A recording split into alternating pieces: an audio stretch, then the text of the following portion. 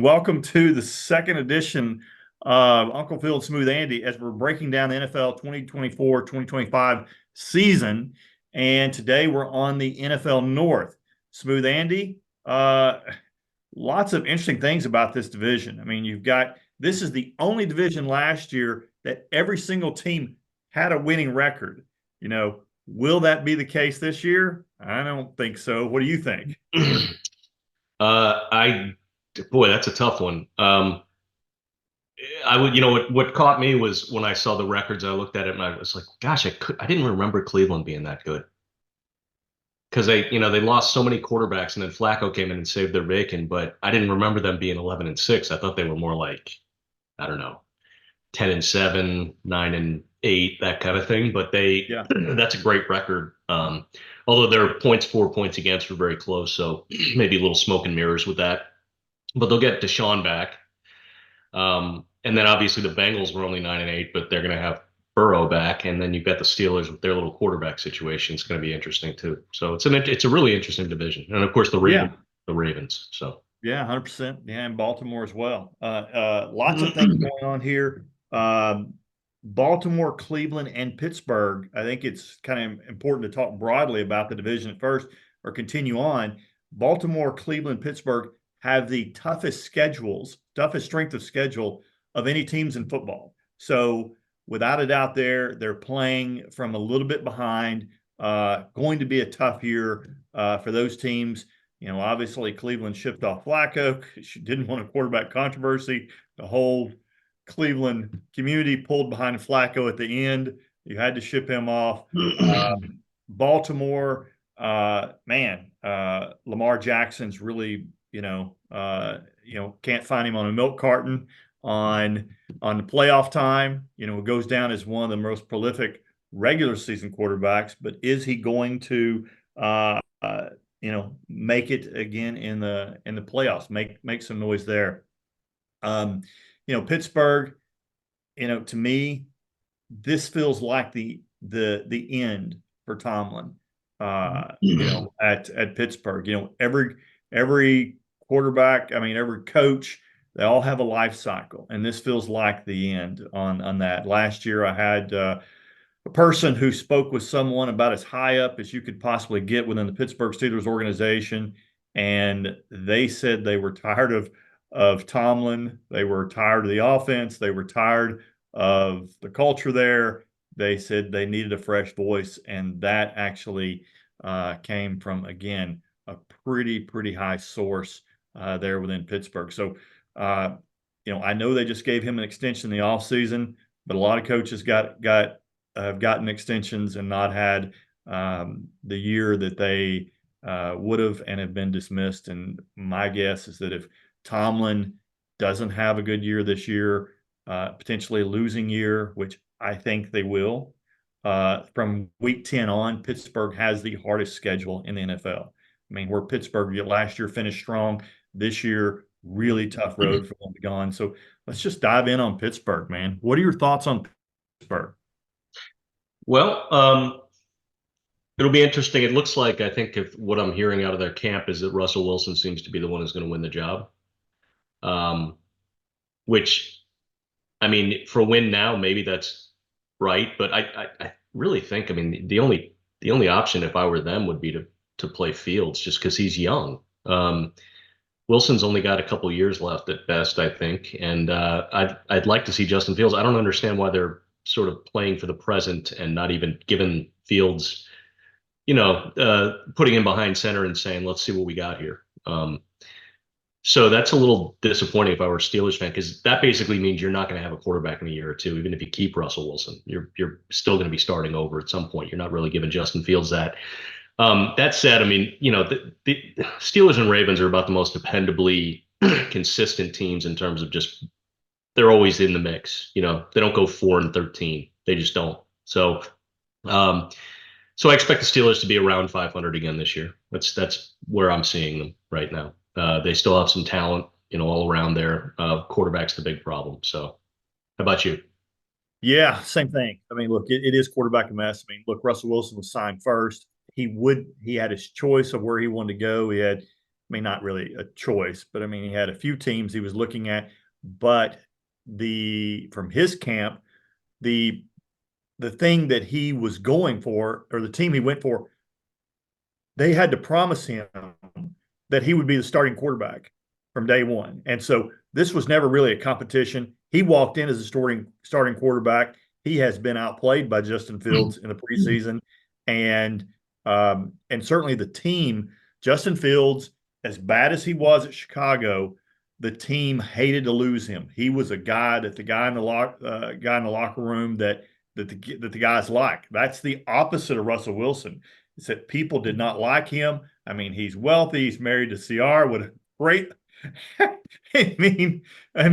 gosh, just to be Russell Wilson for a day. But you have those things, and he really went out of his way to set himself apart. Had his own private office in Denver, his own parking space. All these things that just set him apart from his teammates and made him a guy that was kind of aloof and somebody that was not connected well as teammates. And, he probably doesn't have that same thing there, but probably has that same air of not connecting well as teammates. And you can tell the team is probably going to rally around Justin Fields. And so it won't be Russell Wilson for long, but it will be Russell Wilson's to start just because the guarantee that was made to him when he came in. So I see that. Like I said, Steelers got a tough road to hoe. But again, the Steelers, just awful in offense last year. They were just a bottom tier offense last year. And look, if this year's any conclusion, I mean, I know you can't draw a whole lot from preseason, but they did play Russell Wilson and they played Justin Fields in a game against Buffalo, where Buffalo was largely using their backups, and they got beat 9-3 in a preseason game. So I cannot say that, the one thing that Tomlin can't get right ever is his offensive line. And it is just a problem. They're just known for the defense, and that's the defensive head coach. We talked about that last time in our series, and that's an issue and seems to be a lingering one for me, where for me, this is why I picked the Steelers. They're my bottom of the AFC North. And I think this might be, I thought it would be last year. If what happened last year with Pittsburgh, if they hadn't have gone on the run last year, I was told that Tomlin was gone. He didn't. He went on the run, got it. This year won't be so lucky. This year's strength of schedule again from week 10 on, hardest in the NFL. I think it's going to be a tough road for them.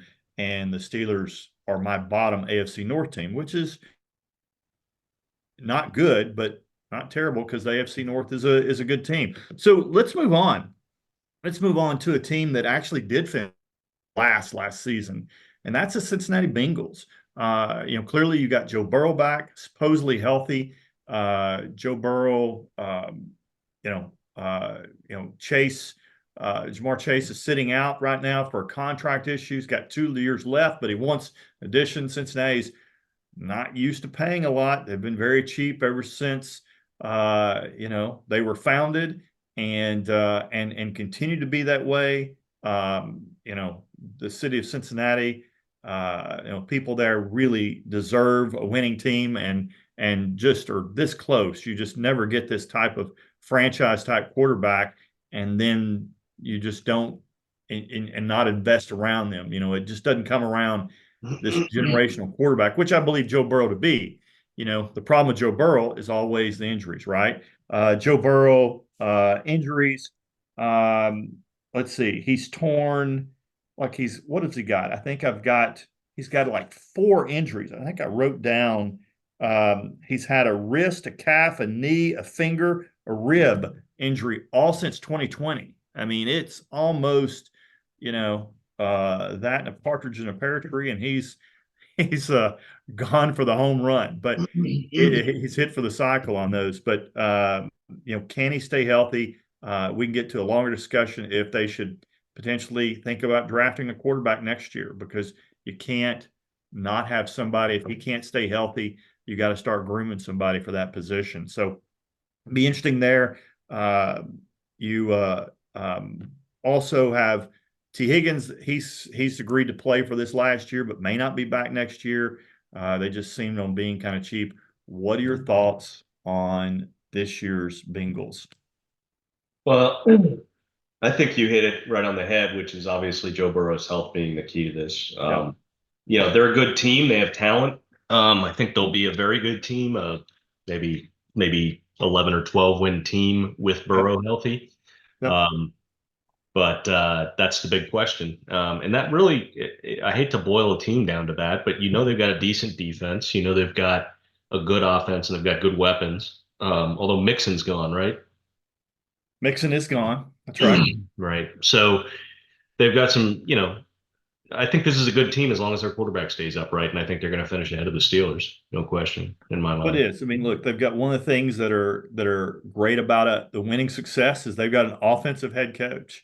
But they did lose Bill Callahan. He lost offensive coordinator extraordinaire, lost him to the Tennessee Titans. Uh, by all means, he was a big part of that. Zach Taylor still is well thought of, but we get to see who Zach Taylor really is this year. This is really kind of, hey, can Zach Taylor be the guy? Or was Bill Callahan the Shane Steichen to Nick Sirianni? Was Bill Callahan the Shane Steichen to Zach Taylor? So we're going to see lots about this offense this year. Can it run? Can it run without Bill Callahan? Can Zach Taylor, well thought of, come from, I believe, McVay coaching tree. So I mean, can he continue to run? You still got Lou Anarumo.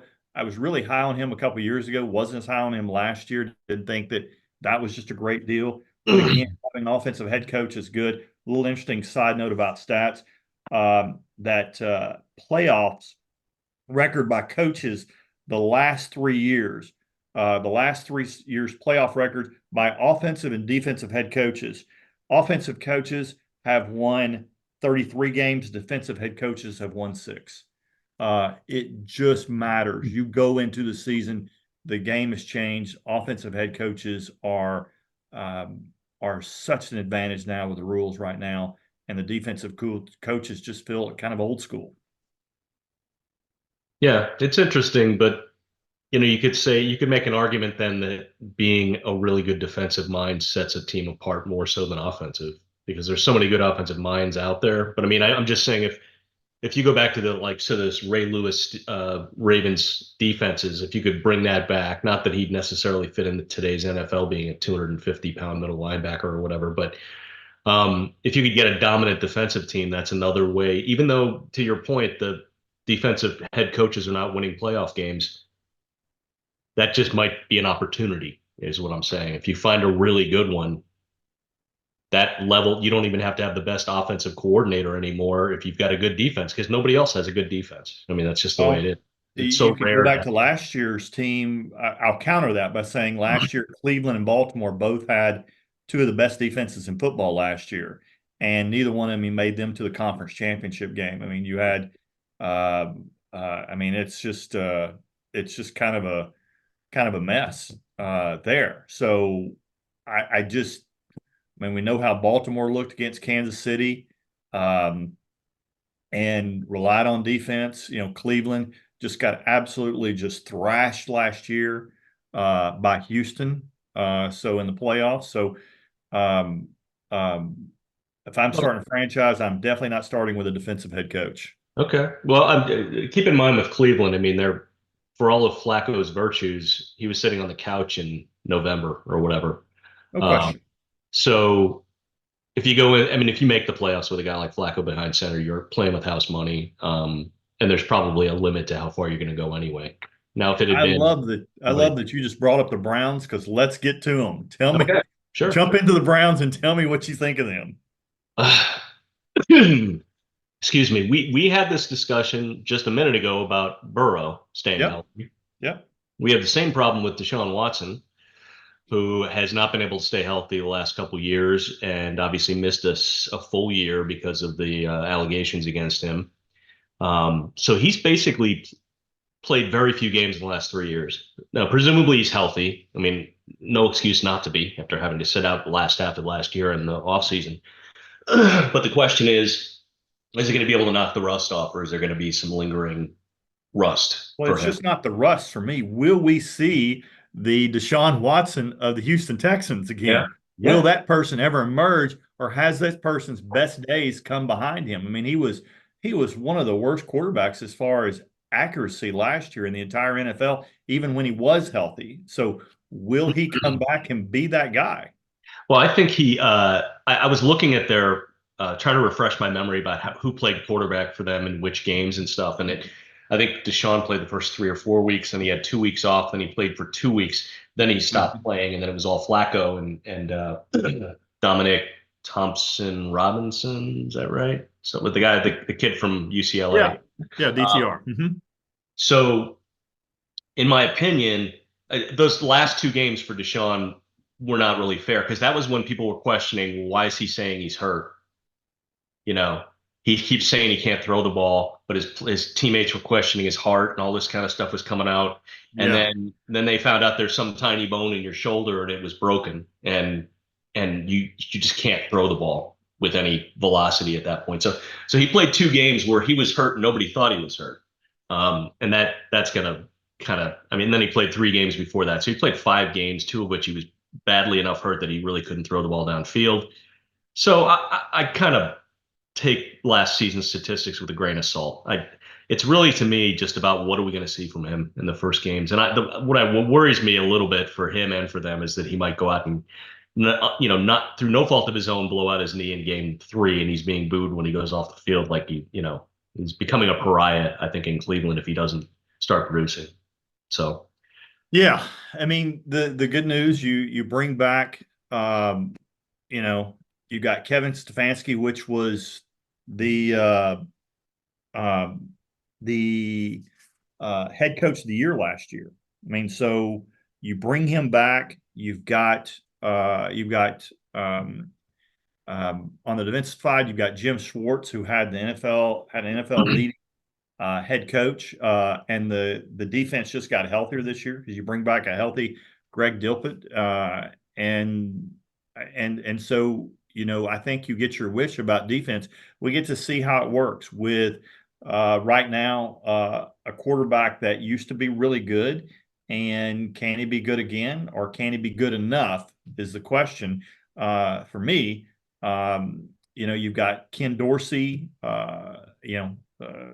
estranged after getting let go in midseason last year by Buffalo, and now he's the offensive coordinator for Cleveland.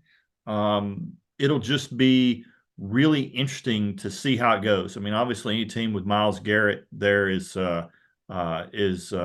just pretty impressive in itself. I remember watching him in college, going to a game at Auburn and seeing this monster of a guy walk out for the coin toss. And I mean, it looked like in one of those uh, those those games, like you're in like Pee Wee football, and this one kid just grew larger than the other, and you're like, oh like well, like everybody Andy will catch Reid up. from the punt pass Yeah, and kick yeah, competition. I look like the Andy Reid video for the punt, pass, and kick, and you've got Myles Garrett out there standing in midfield at this game, and I think they were playing Texas A&M, but either way, he's out there for the coin toss, and this guy looks like a monster, a man among boys even then. So, and he still looks the same in the NFL, just an unbelievable freak of an athlete. What I Uh, can't get over with him though is his face. You know, he seems like a friendly guy. He's got a mustache. oh yeah. He looks like a disgraced geometry teacher or something like that. he does, He but doesn't not the look like a geometry mean guy teacher. at all, and he's enormous, and he plays a Yeah. violent game. But he looks like the kind of guy who'd be like doing a jigsaw puzzle on his kitchen table or something like that. He just looks like a nerd kind of. Yeah. Well, you line up across them, it's definitely Mr. Garrett to you. So, Yeah, it is. uh, anyway, moving on. And this is a team that just really befuddles me. And I honestly, I'm kind of stuck as far as trying to figure out who this team really is and who they'll be this year. And that's the Baltimore Ravens. I mean, I feel like that we've got this great team. I mean, Harbaugh is a respected coach. Baltimore Ravens as an organization by the executives. If you talk to executives across the league, the Baltimore Ravens are the best run team in the entire NFL, Mhm. and it shows. I mean, you've got Jim Harbaugh, coach, or John Harbaugh, excuse me, and you've got and he's the enigma, right? He's neither offensive or defensive head coach. He's a special teams coach, and that's how he kind of came up. But really interesting deal.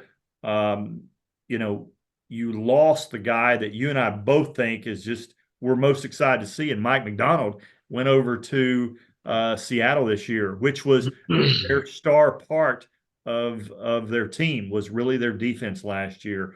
You had Lamar Jackson. We can't say that Lamar's not the star because he is the star, right? Any quarterback is the star.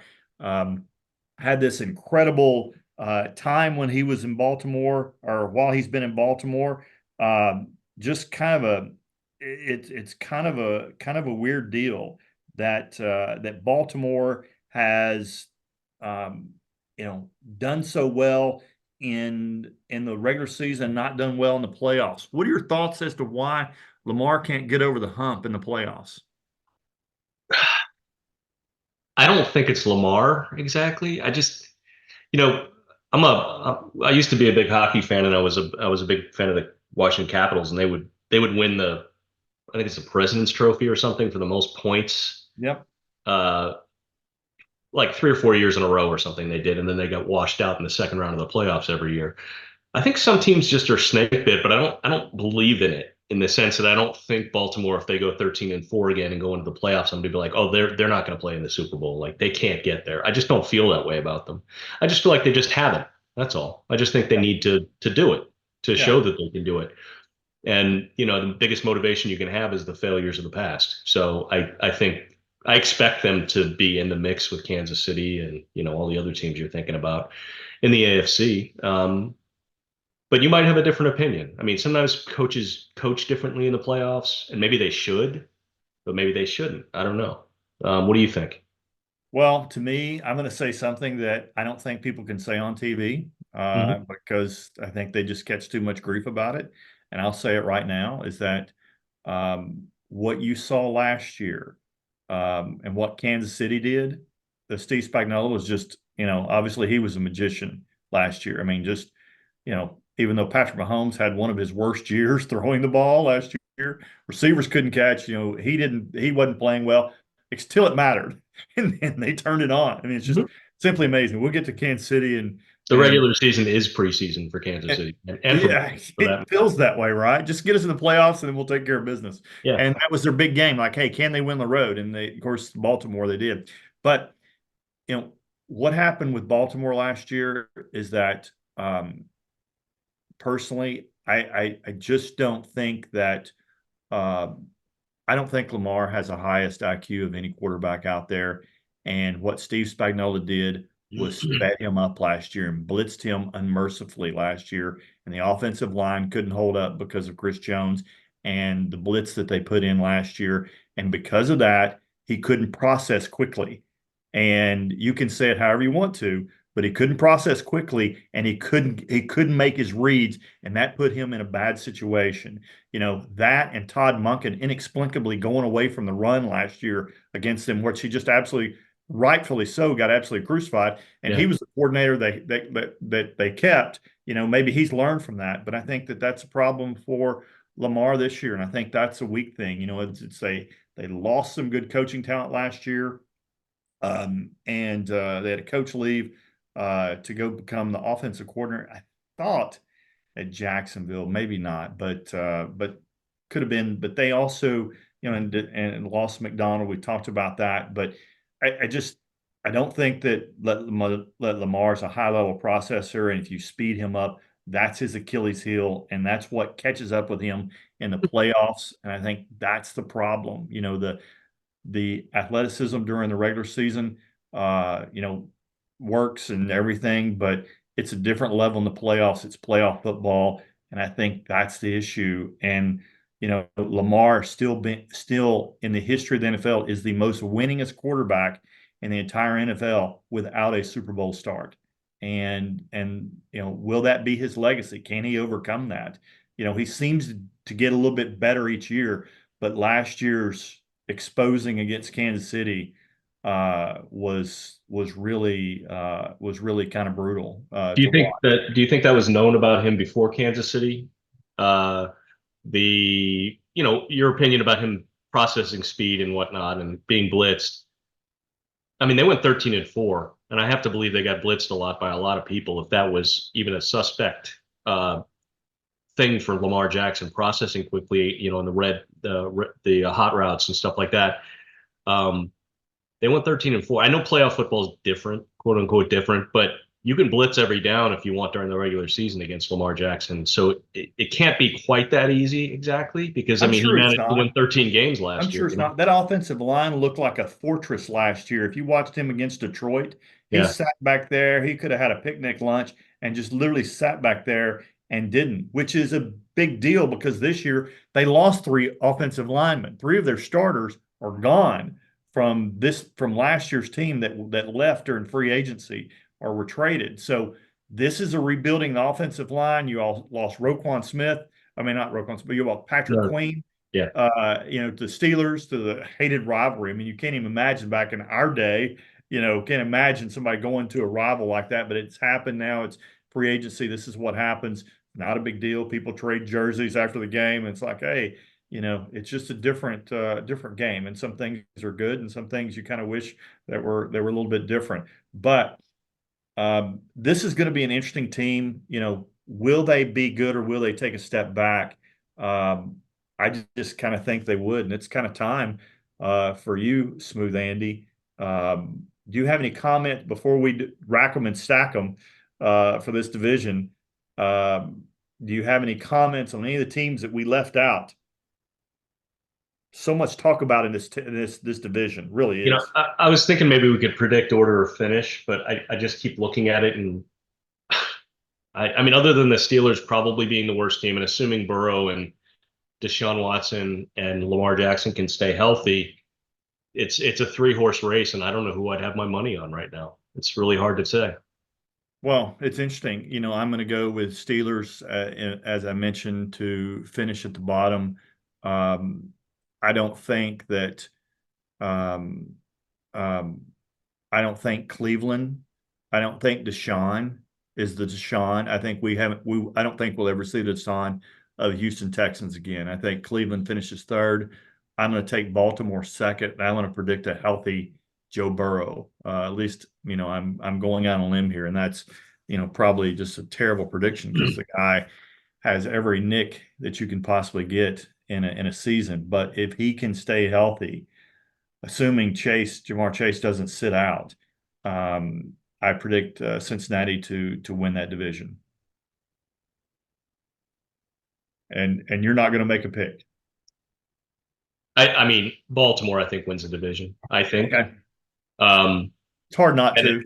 and then it's really between the Browns and Bengals for second place, and that's again, I would say whoever's quarterback plays more games probably is the second place team.